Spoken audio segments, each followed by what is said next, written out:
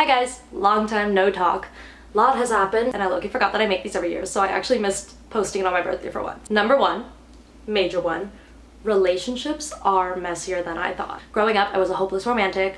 Like, yeah, my parents got divorced, but I still didn't realize just how messy relationships were until this year of my life. I don't know a single one that is just like happy-go-lucky, everything's perfect, like no hiccups, you know? You know what I mean? So they're very messy, very complex, and I feel like that didn't get across to me when I was younger. Number two, friendships ebb and flow when you guys are at different points of life. Number three, this one might be controversial, but I think some things can explain people's behavior, but it can't excuse it.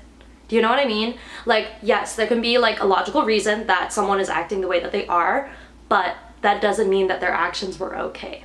Number four, specifically about myself, I realize that when I'm sad or angry, etc., it's usually because I want connection. So I need to just seek that or ask for that instead of lashing out or anything. Number five, I already knew this, but I love doing it and I love telling you guys about it.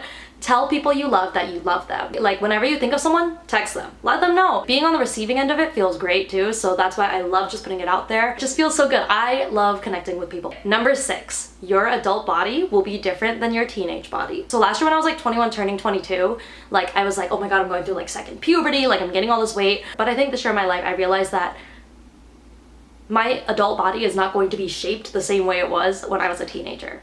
Like, I've been doing Pilates this year and everything, but like, I'm not gonna ever get exactly to the same way I looked when I was a teenager because I'm an adult. I'm different now. Number seven, my singing teacher told me this because this year I also started getting treated for anxiety, and she told me helping other people distracts you from your anxiety. And I think that's very much true, and I think that's also probably why I love like volunteering or working with kids or doing all these things so much, because I love helping others. Number eight, this one I learned from like teaching and everything, is to teach kids to have autonomy.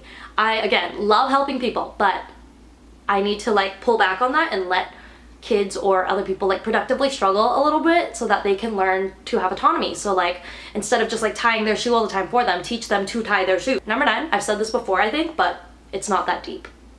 It's not that deep. Number 10, perfectionism holds people back.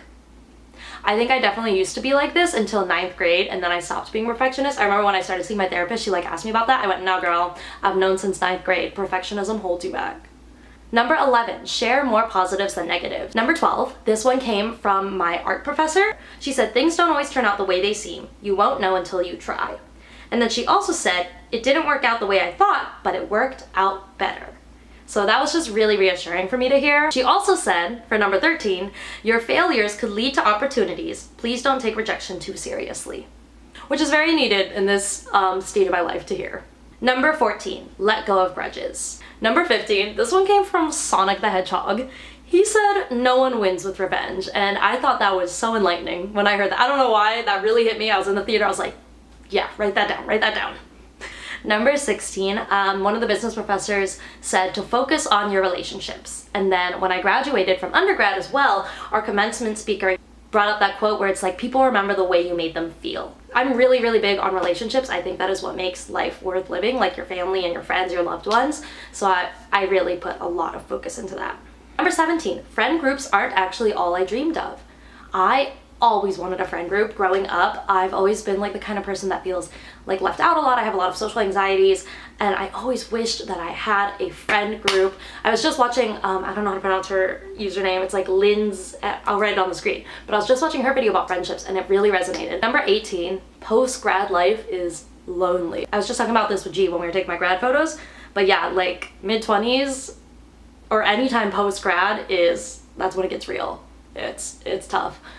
I'm very scared for the loneliness that's gonna come with my actual post-grad. I had post-grad loneliness after undergrad, but then I kept going to my master's here, so like I was still around a lot of my friends, so now I'm actually gonna have to face true post-grad.